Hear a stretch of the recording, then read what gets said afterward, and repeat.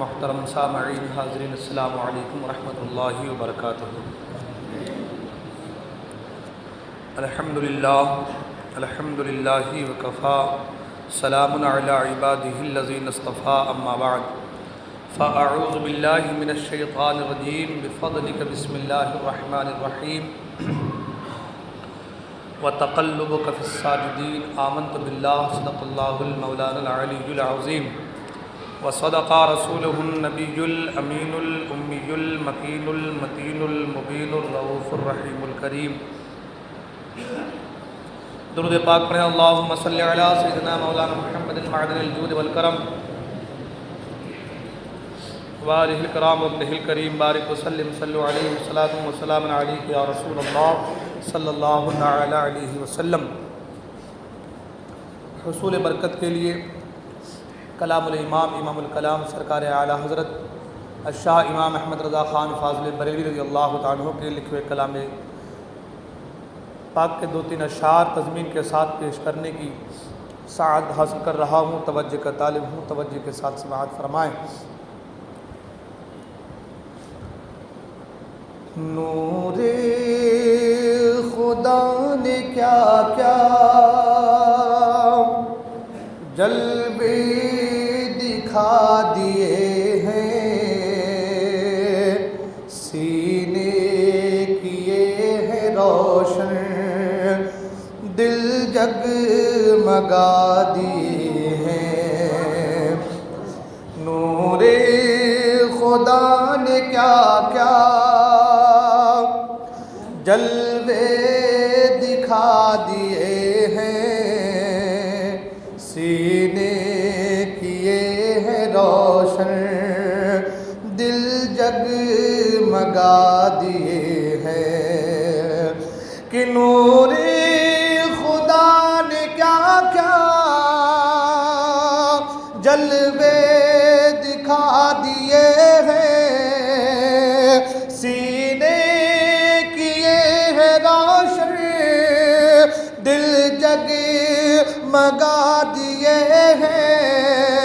لہرا کے زلف مشکی نافے لٹا دیے ہیں، ان کی مہک نے دل کے غنچے کھلا دیے ہیں۔ جس راہ چل دیے ہیں، کوچے بسا دیے ہیں، ان کی مہک نے دل کے غنچے کھلا دیے ہیں۔ جس راہ چل دیے ہیں، کوچے بسا دیے ہیں۔ اور اس شعر کو بھی دیکھیں حضرات۔ آنکھیں کسی نے مانگی، جلوہ کسی نے مانگا، آنکھیں کسی نے مانگی، جلوہ کسی نے مانگا، بڑھ کر ہی اس نے پایا جتنا کسی نے مانگا۔ اور میرے کریم سے گر، میرے کریم سے گر قطرہ کسی نے مانگا، دریا بہا دیے ہیں، در بے بہا دیے ہیں، ان کی مہک نے دل کے غنچے کھلا دیے ہیں۔ جس راہ چل دیے ہیں، کوچے بسا دیے ہیں۔ اور گر یوں ہی رنگ اپنا محشر میں زرد ہوگا،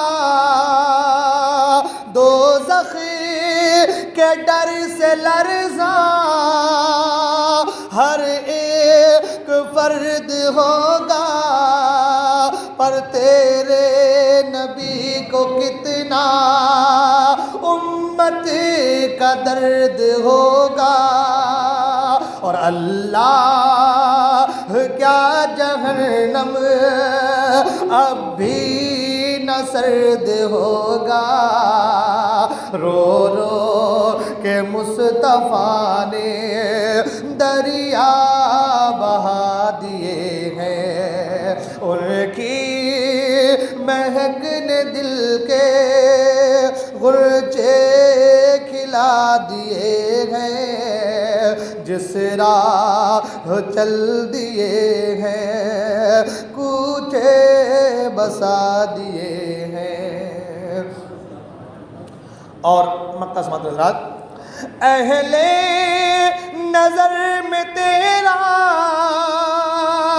ذہن رسا مسلم، دنیا علم فن میں ہے تیری جا مسلم، نجد نصیر تیری طرز روا مسلم، ملک سخن کی شاہی تم کو رضا مسلم، جس سمت آ گئے ہو سکے بٹھا دیے ہیں، ان کی مہک نے دل کے غنچے کھلا دیے ہیں، جس راہ چل دیے ہیں کوچے بسا دیے ہیں۔ درود پاک میں اللہم صلی علی سیدنا و شفیعنا سیدنا مولانا محمد معدن الجود والکرم منبع العلم والحلم والحکم والہ الکرام وابنہ الکریم بارک وسلم صلو علیہ صلاۃ و سلام علیک یا رسول اللہ صلی اللہ علیہ وسلم۔ حضرات محترم، آقا کے میلاد کا مہینہ ہم پر اور آپ کا سایہ فکر ہو چکا ہے۔ تمام خوش عقیدہ سنی صحیح عقیدہ مسلمانوں کو جشن عید میلاد النبی صلی اللہ تعالی علیہ وسلم کی پرخلوص مبارکباد پیش کی جاتی ہے۔ دعا ہے کہ خدائے قدر جبار اس مقدس مہینے اور اس مقدس مہینے میں آنے والی اس عظیم ہستی کے طفیل ہم تمام کے تمام گناہ صغائر و کبائر کو معاف فرمائے، اور اس مقدس مہینے کے تمام فیضان سے ہم تمام کو تمام امت مسلمہ کو مالا مال فرمائے۔ حضرات محترم، آج کے اس مقدس دن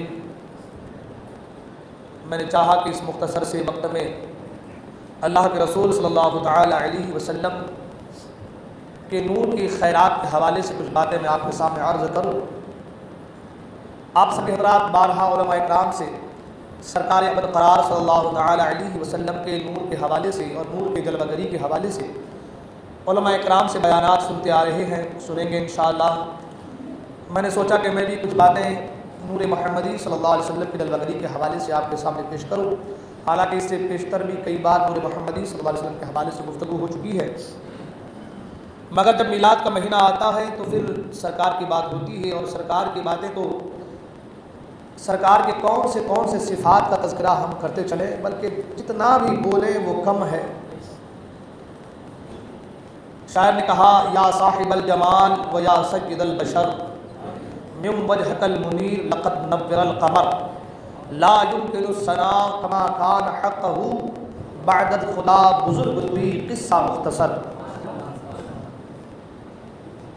کا یا صاحب الجمال، اے حسن و جمال کے پیکر، و یا سید البشر، اور اے تمام انسانوں کے سردار، من وجهك المنیر لقد نور القمر، چاند سورج بھی آپ کے رخ روشن سے روشنی کی خیرات مانگتا ہے۔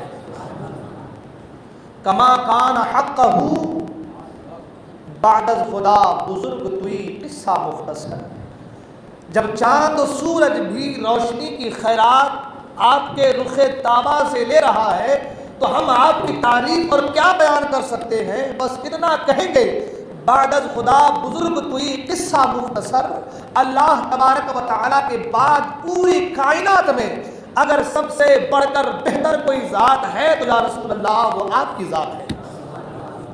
شاعر نے کہا کہ ہر ابتدا سے پہلے ہر انتہا کے بعد، ہر ابتدا سے پہلے ہر انتہا کے بعد ذات نبی بلند ہے ذات خدا کے بعد، ذات نبی بلند ہے ذات خدا کے بعد۔ اور دنیا میں جتنے بھی قابل احترام لوگ ہیں، دنیا میں جتنے بھی قابل احترام لوگ ہیں، میں سب کو مانتا ہوں مگر یا رسول اللہ آپ کے بعد، میں سب کو مانتا ہوں مگر آپ کے بعد۔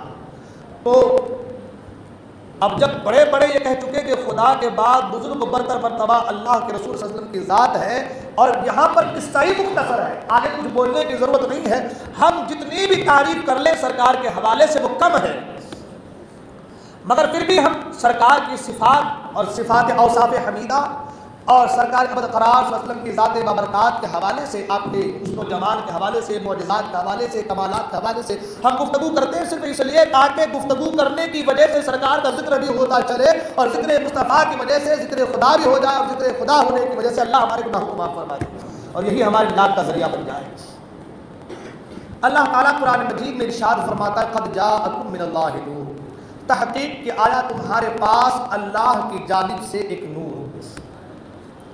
ابھی کل سعید پورہ میں لگ بھگ 1.5 گھنٹہ کے قریب نور محمدی صلی اللہ علیہ وسلم کے جلوہ کے حوالے سے میری تقریر ہوئی، کیونکہ وہاں 12 روزہ پروگرام ہوتا ہے 1 ربیع الاول سے 12 ربیع الاول تک۔ الحمدللہ 12 دن وہاں میری گفتگو ہو رہی ہے، 2 دن کی تقریر ہو چکی۔ کل میں نے نور محمدی صلی اللہ علیہ وسلم کے حوالے سے گفتگو کی، اور آج بھی اسی سے ریلیٹڈ ملتا جلتا 2-4 باتیں میں آپ کا ذہن اتارنے کی کوشش کروں گا۔ سب سے پہلے یہ کہ اللہ تبارک و تعالیٰ نے محبوب پاک صاحب الاولاد صلی اللہ تعالی وسلم کو قرآن مجید میں نور کہا، سبحان اللہ، کہا کہ تحقیق کہ تمہارے پاس آیا اللہ کی جانب سے ایک نور۔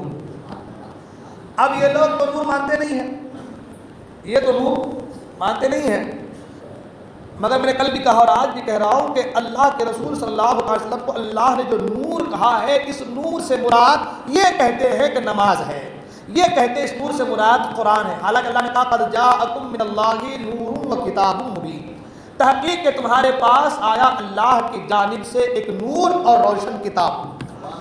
جب روشن کتاب کا تذکرہ ہوا تو پھر سے نور سے مراد کتاب قرآن کو لے لینا یہ تو بے جا بات ہے۔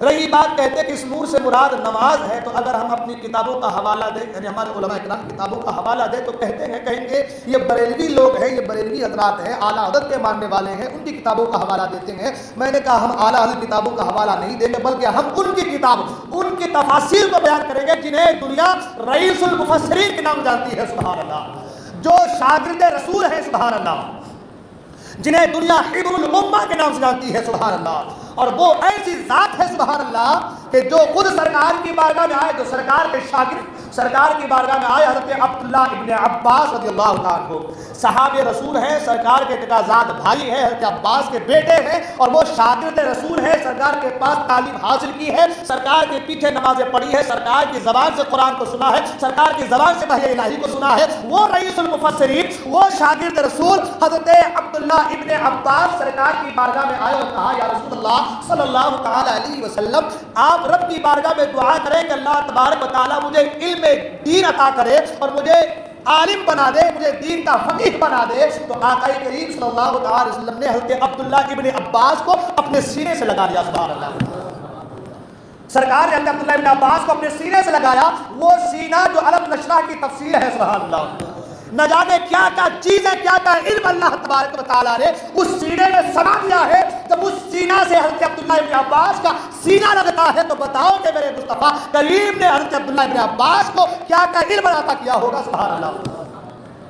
وہ حضرت ابو ہریرہ بھی آئے تو سرکار کی بارگاہ میں کہا یا رسول اللہ صلی اللہ علیہ وسلم، میں یاد نہیں رکھ پاتا ہوں، چیزوں کو بھول جاتا ہوں۔ مصطفیٰ کریم نے فرمایا اپنی چادر کو کھول دو، چادر کو کھول دیا گیا، مصطفیٰ کریم نے اٹھا کے مٹھی میں اس میں ڈال دیا، دیکھنے بعد میں آپ نے دیکھا بس ایسے لیا، ایسے اٹھا کے ڈال دیا، ہاتھ خالی، لوگوں نے سوچا کہ ہاتھ خالی ہے، اور کہا کہ آپ چادر کو سمیٹ لو۔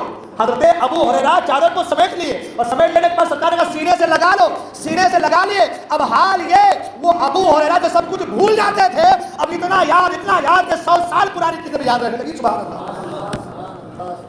اور اتنا کہ ان سے زیادہ روایت کرنے والے کوئی دوسری صحابی نہیں ہے. سبحان اللہ.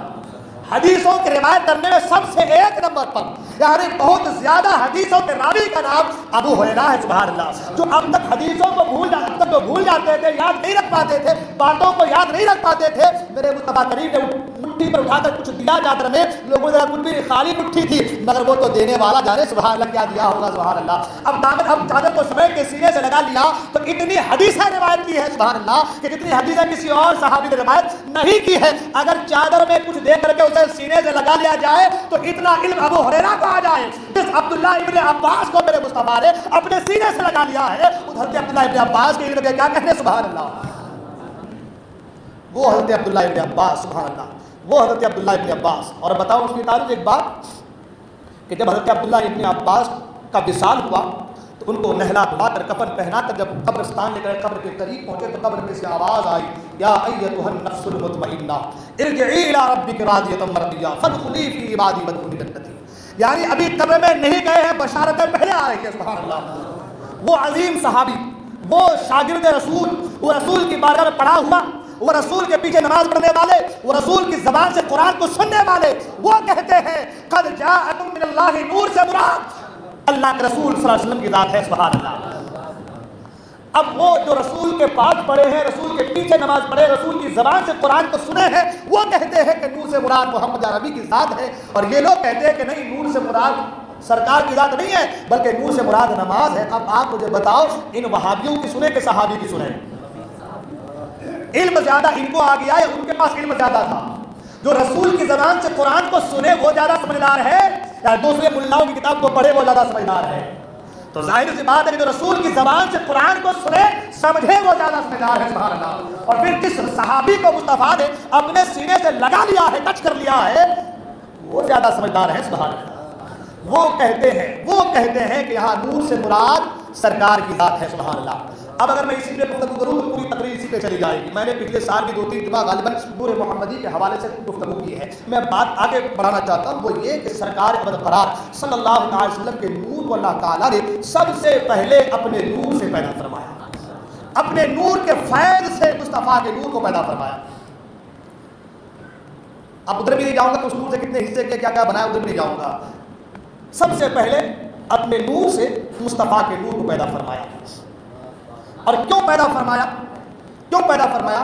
تو حدیث قدسی اللہ فرماتا کنت کنزا مخفیا, میں ایک چھپا ہوا خزانہ تھا.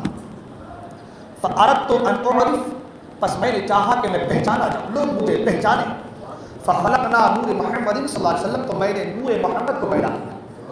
یعنی اللہ تعالیٰ اپنی پہچان کے لیے مصطفیٰ کے نور کو پیدا فرمایا. میں نے کل بھی کہا, آج بھی, ہم نے خدا کو دیکھا نہیں, خدا کو ہم نے کسی نے دیکھا نہیں, مگر خدا کی پہچان کیسے ہو تو اللہ نے اپنی پہچان کے لیے مصطفیٰ کے نور کو پیدا کیا اور کہا کہ میرے محبوب تم کہو قل هو اللہ احد, وہ اللہ ایک ہے. اے محبوب تم کہو قل هو اللہ, وہ اللہ احد ایک ہے سبحان اللہ. حالانکہ خدا قل اللہ پر بھی میری شاید 2-3 بار تقریر ہو چکی ہے, اس موضوع پر تقریر ہو چکی ہے میری, مگر میں بس تجربہ باتیں کر کے آگے بڑھنا چاہتا ہوں. میرے مولا اگر چاہتا میرا پروردگار تو کہتا کہ میں ایک ہوں, مگر نہیں, مصطفیٰ کے ذریعے سے کہا قل محبوب آپ کہو, اس لیے کہ مجھے کسی نے دیکھا نہیں, اس لیے کہ مجھے کسی نے نہیں دیکھا, جس نے دیکھا وہ تمہیں دیکھا ہے. جب مجھے کسی نے دیکھا نہیں, میری جان نہیں, پہچان نہیں, جب جان پہچان نہیں تو مجھے مانے گا کیسے؟ جب میری جان پہچان نہیں تو مانے گا کیسے؟ اس لیے کہ پہچان کے لیے جاننا ضروری اور جاننے کے دیکھنا ضروری. جب تک دیکھے گا نہیں, جانے گا نہیں, جانے گا نہیں, پہچانے گا نہیں تو مانے گا نہیں.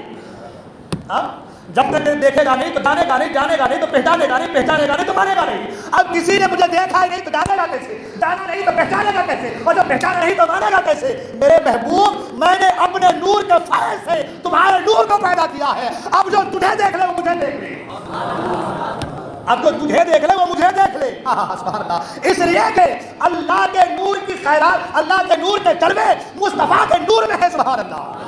اللہ کے نور کا فیضان مصطفیٰ کے نور میں ہے سبحان اللہ. اب جو کوئی مصطفیٰ کے نور سے فیض پا رہا ہے, پر اصل وہ خدا کے نور سے فیض پا رہا ہے۔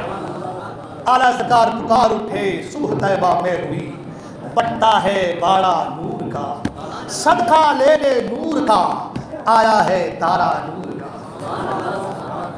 صدقہ لینے نور کا آیا ہے تارا نور کا۔ اور پھر فرماتے ہیں تاج والے دیکھ کر تیرا امامہ نور کا، تاج والے دیکھ کر تیرا امامہ نور کا، سر جھکاتے ہیں الہی بول بالا نور کا۔ اب پھر اس پہ گفتگو کے بعد اس پہ لمبی چل جائے گی اور آگے بڑھتے ہیں۔ سبحان اللہ، اللہ تعالیٰ نے اپنے نور کے فیض سے مصطفیٰ کے نور کو پیدا کیا، اور سب کچھ چھوڑ چھاڑ کے آگے بڑھتے کہ پھر اس نور کے فیضان سے ہر ایک مارا مال ہوتے رہے۔ سبحان اللہ، آدم علیہ السلام کے قلب میں روح گئی واپس آ گئی، قلب آدم میں روح گئی واپس آ گئی۔ کہا مولا میں نہیں رک سکتی، میں ٹھہر نہیں سکتی، اس لیے کہ اس میں اندھیرا ہے، اس میں اندھیرا ہے، میں ٹھہر نہیں سکتی۔ جب آدم علیہ السلام کا پتلا تیار ہوا تو اللہ نے روح سے کہا کہ جاؤ قلب آدم میں چلے جاؤ، داخل ہو جاؤ۔ روح تو گئی مگر پلٹ آئی، واپس آئی۔ کہا کیوں پلٹ آئی؟ تو کہا اس لیے کہ اس میں اندھیرا ہے، وہ اندھیری کوٹری ہے، میں اس اندھیرے میں رہ نہیں سکتی۔ اللہ نے نور مصطفیٰ کو حضرت آدم علیہ السلام کی پیشانی رکھ دی، اور جیسے ہی نور مصطفیٰ آدم کی پیشانی میں آیا، اب حکم ہوا داخل ہو۔ روح گئی اور ٹھہر گئی، روح گئی اور ٹھہر گئی۔ پتا یہ چلا کہ آدم کے قلب میں اگر روح ٹھہری ہے تو مصطفیٰ کے نور کا فیضان ہے، اگر قلب آدم میں روح ٹھہری ہے تو مصطفیٰ کے نور کا فیضان ہے۔ اور آگے چلے امام فخر الدین رازی رحمۃ اللہ تعالی فرماتے ہیں اپنی تفسیر میں کہ تمام انبیاء کو جو حکم ہوا کہ تم آدم کو سجدہ کرو، وجہ کیا؟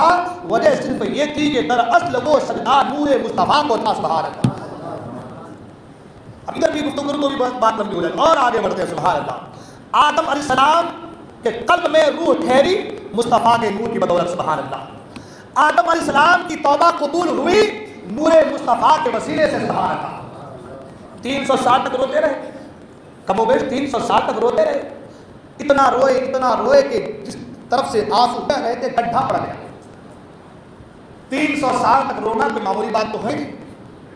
اچانک خیال آیا جب میں جنت میں تھا تو عرش کے پائے پہ لکھا دیکھا تھا لا الہ الا اللہ محمد رسول اللہ، جنت کے درخت کے پتوں پر لکھا دیکھا تھا لا الہ الا اللہ محمد رسول اللہ، پھولوں کے پتریوں پر لکھا دیکھا تھا لا الہ الا اللہ محمد۔ خیال آیا، جب خیال آیا تو کہا مولا جس نام کو تو نے اپنے نام کے ساتھ ملا لیا ہے اس نام کی برکت سے میری توبہ قبول فرما لے۔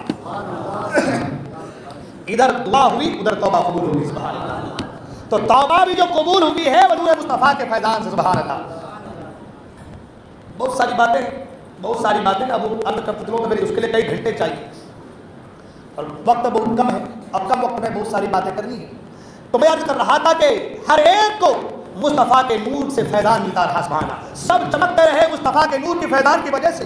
سیس علیہ السلام آخری وقت میں بھی دعا کر رہے ہیں، رو رہے ہیں اور دعا کر رہے ہیں مولا نور مصطفیٰ کی بدولت ہے، نور مصطفیٰ کے توسل سے مولا نے قرار عطا فرما۔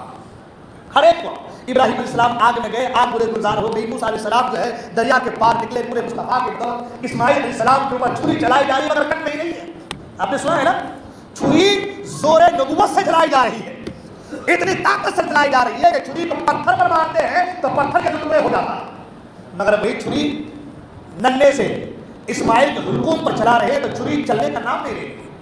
حضرت ابراہیم اسلام نے یہی تو کہا تھا کہ اے چھری کا اس پتھر سے بھی زیادہ سخت میرے بیٹے اسماعیل کا حلقوم ہے، تو پتھر کو تو کاٹ رہی ہے مگر اسماعیل کے حلقوم کو نہیں۔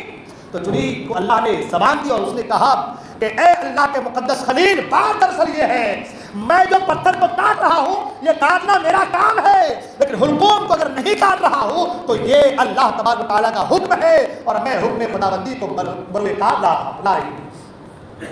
تو کہنے کا مطلب یہ کہ چھری چل رہی ہے مگر کٹ نہیں رہا حلقوم، کیوں؟ اس لیے کہ اسماعیل کے پشت پر اللہ کے رسول صلی اللہ علیہ وسلم کا نور جل کر تھا۔ سبحان اللہ، آپ جن کو دیکھ لیں، ہر ایک کو دیکھ لیں، سلیمان علیہ السلام کو حکومت و سلطنت ملی ہے مصطفیٰ کریم کے نور کے فیضان کے صدقے، یوسف علیہ السلام کو حسن و جمال ملا ہے میرے مصطفیٰ کریم کے نور کے توسل سے، یعقوب علیہ السلام کی آنکھوں کی بینائی واپس آئی ہے مصطفیٰ کریم کے نور کے فیضان کی وجہ سے۔ آپ جن جن کو دیکھ لیں وہ سب نور مصطفیٰ کے فیضان سے چمکے ہیں۔ سبحان اللہ، ہر ایک چمکا ہے، اب یہ نور چمکتا چمکتا چمکتا چمکتا چمکاتا چمکاتا حضرت عبد المطلب سے حضرت عبداللہ کی پیشانی میں. سبحان اللہ. بات یہی کرنی ہے اپنے اصل جو بات کرنی ہے وہ یہاں کرنی ہے. اس کی وجہ کیا؟ اس کی وجہ یہ کہ آج بہت سے لوگ، رشید احمد گنگوہی نے اپنی کتاب میں لکھا معاذ اللہ کہ مصطفیٰ کریم صلی اللہ علیہ وسلم کے ماں باپ کافر و مشرک تھے. بس بات یہی کرنی ہے اور آپ کے ذہنوں میں اپنے حساب سے اتارنے کی کوشش کرو. اگر اتر جائے تو میرے لیے سعادت کی بات ہے. انہوں نے اپنی کتاب میں لکھا معاذ اللہ کہ اللہ کے رسول صلی اللہ علیہ وسلم کے ماں باپ کافر و مشرک تھے، جہنمی تھے. بلکہ ایک ایڈوکیٹ فیض احمد نام سے ایک ہے جو پینٹ شرٹ میں رہتا ہے ہمیشہ، وہ سفید والی جالی والی ٹوپی پہنتا ہے. اس سے سوال کرتے ہیں لوگ سوال بھی جوہلا لوگ ہی کریں گے. اچھا پڑھے لکھے لوگ تو کریں گے نہیں، جب پڑھے لکھے لوگ پڑھے لکھے اس سے سوال کریں گے نا. ہاں تو جیسا ہے وہ ویسے لوگ سوال کرتے ہیں. اس سے پوچھا کہ سرکار کے ماں باپ کے بارے میں آپ کا کیا عقیدہ ہے؟ تو اس نے کہا کہ دیکھو بھائی جو ہے میں سب بتا رہا ہوں وہ یہی ہے کہ سرکار نے خود فرمایا کہ جہاں تمہارے ماں باپ ہیں وہیں میرے ماں باپ ہیں. تمہارے ماں باپ جہنم میں ہیں تو میرے ماں باپ بھی جہنم میں. ماشاء اللہ. دو چار باتیں میں اس حوالے سے آپ کو بتاؤں گا. سب سے پہلی بات اس نے کہا کہ سرکار کے ماں باپ کافر و مشرک تھے. قرآن کہتا ہے ان الشرک لظلم عظیم، بے شک جو شرک ہے وہ ظلم عظیم ہے، وہ ناپاک چیز ہے، وہ ناپاک ہے. جو مشرک لوگ ہیں وہ کیا ہے؟ زور سے بولے نا. جو مشرک لوگ ہیں تاکہ میں جو سے آپ کے ذہن میں بات اترے، جو مشرک لوگ ہیں وہ کیا ہیں؟ ناپاک ہیں. تو کیا اللہ تعالیٰ جس نور کو اپنے نور کے فیضان سے پیدا کیا، ہاں اللہ تعالیٰ جس نور کو اپنے نور سے پیدا کیا، اپنے نور کے فیضان سے پیدا کیا، وہ اللہ کا نور ناپاک جگہوں پہ رہتا؟ سننے والی بات ہے نا. اللہ کا نور، کیونکہ مصطفیٰ کیا ہے؟ اللہ کے نور ہے. اللہ کے نور کے پردوں سے فیضان سے پیدا کیا گیا مصطفیٰ کا نور ہے. تو کیا اللہ تعالیٰ جو ہر چیز پر قادر ہے، عقیدہ ہے نا ان اللہ علی کل شیء قدیر، ہر چیز پر قادر ہے. تو کیا وہ اس بات پر قادر نہیں کہ اللہ تعالیٰ اپنے نور کو پاک لوگوں کے جسموں میں رکھے؟ ہاں اللہ تعالیٰ اتنا مجبور ہو گیا تھا، اللہ تعالیٰ اتنا مجبور ہو گیا کہ ہر دور میں کسی کو مسلمان نہیں رکھ پایا.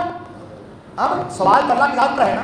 میرے مولا جب تو ہر چیز پر قادر ہے تو کیا تیرے قدرت میں کمی آ گئی تھی کہ تو نے ہر دور میں کسی ایک کو بھی مسلمان نہیں رکھ پایا؟ اگر مسلمان رکھتا تو اس کے پیٹ میں مسلمان رکھتا تو اس کے صلب میں، اس کی پیٹھ میں تو نور مصطفیٰ کو رکھتا. کیا تو اس بات پر قادر نہیں تھا؟ تو اللہ تعالیٰ مجبور تھا. سب سے پہلی بات تو یہ آتی ہے. دوسری بات، جب وہ ہر شے پر قادر ہے تو نور مصطفیٰ کو پاک لوگوں کے صلبوں میں رحموں میں رکھنے پر بھی قادر ہے نا.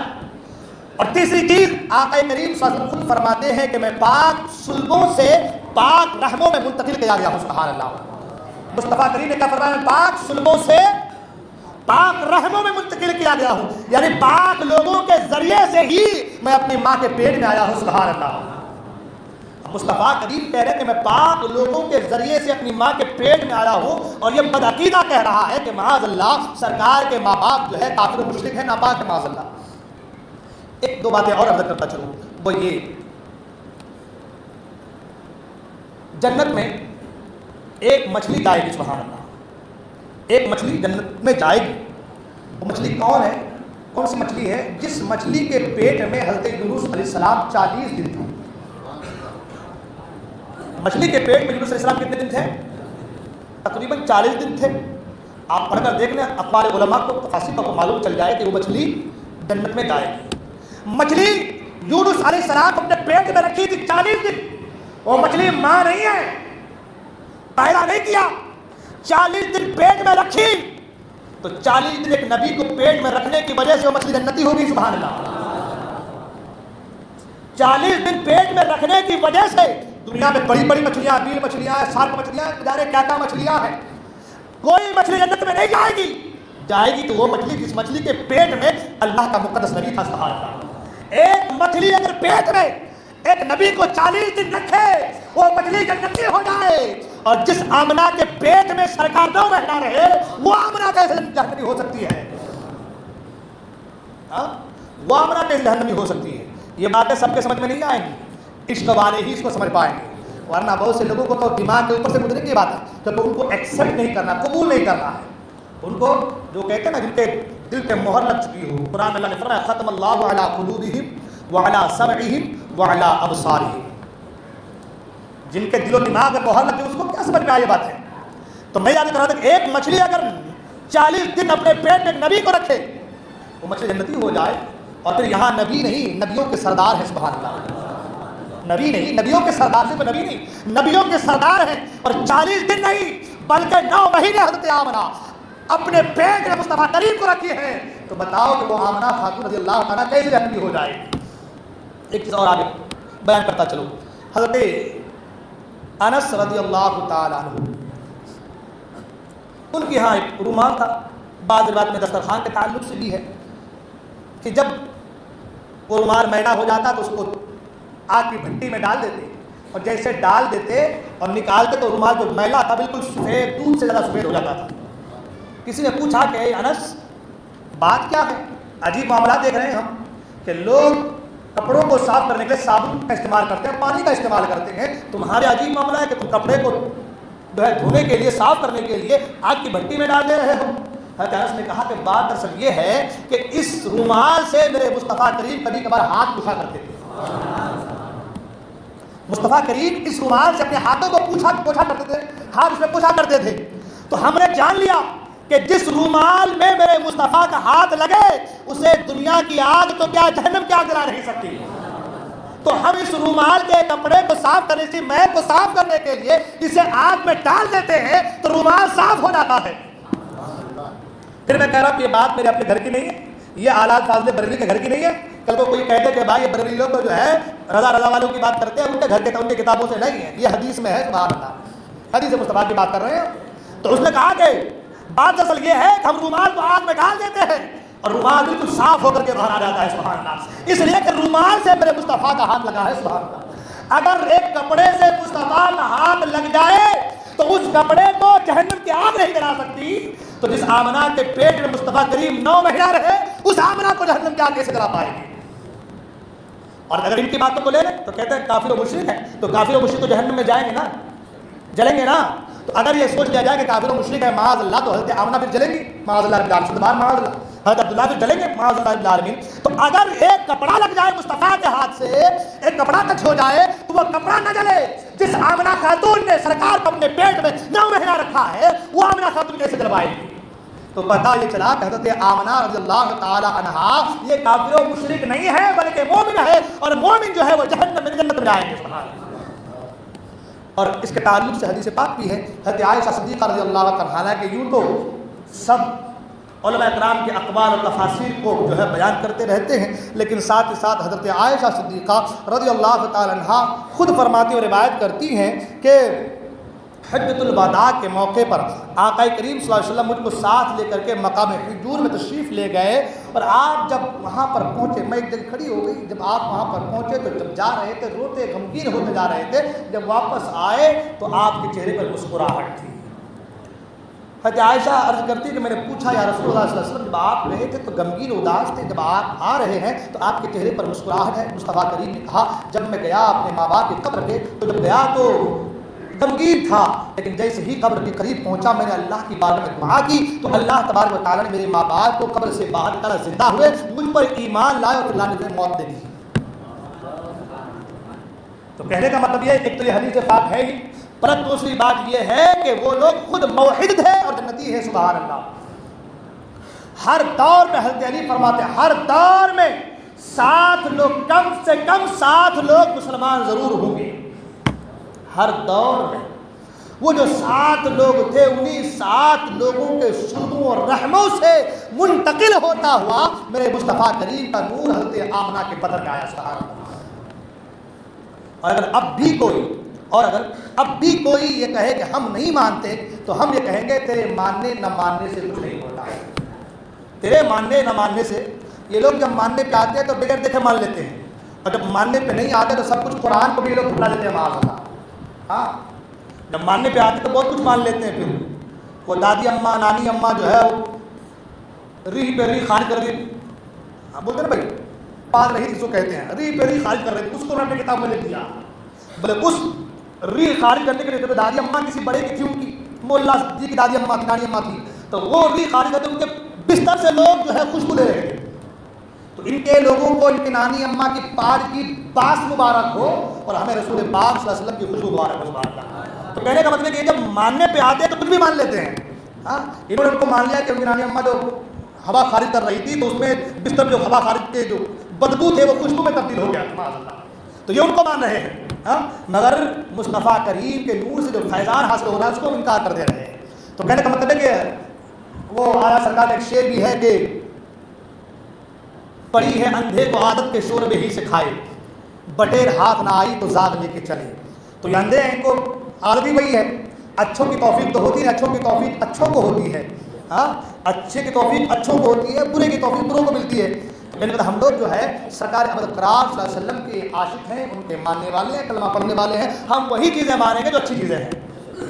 تو لہٰذا بات بڑی لمبی ہو گئی، وقت کافی ہو چلا ہے. بس میں یہیں پہ گفتگو اپنے ختم کر انشاءاللہ آگے بیان کرنے کی کوشش کریں گے. لیکن یہاں پر ہے ایک بات وہ ضروری وہ یہ کہ آپ اگر واقعی سرکار کے عاشق ہیں تو سرکار کے عاشقوں کا کام ہے کہ سرکار کی سنتوں کو عام کریں، سرکار کی سنتوں کو عام. لہٰذا نمازوں کی پابندی کیجیے انشاءاللہ.